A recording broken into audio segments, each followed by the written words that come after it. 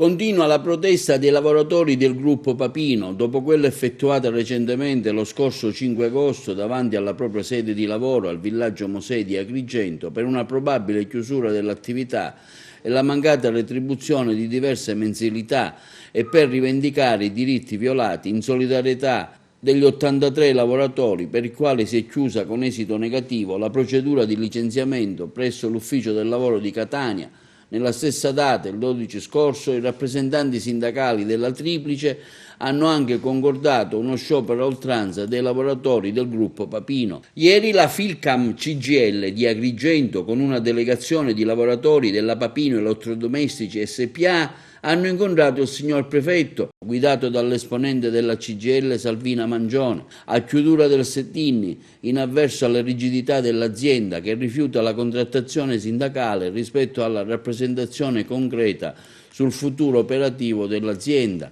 I lavoratori e la Filcam CGIL hanno rappresentato la volontà di continuare a lottare. La totale adesione da parte delle maestranze e le ragioni rappresentate hanno spinto il signor prefetto, il dottor Dario Caputo, ad assumere l'impegno di convocare in tempi brevi un tavolo con la presenza del rappresentante della società Papino Elettrodomestici SpA, dell'Ispettorato del Lavoro, per trovare una soluzione alle problematiche oggetto della lotta. La Filcam CGIL confida molto sullo sblocco della vertenza e annuncia una valutazione regionale per dare continuità differenziata alle modalità di agitazione dei lavoratori.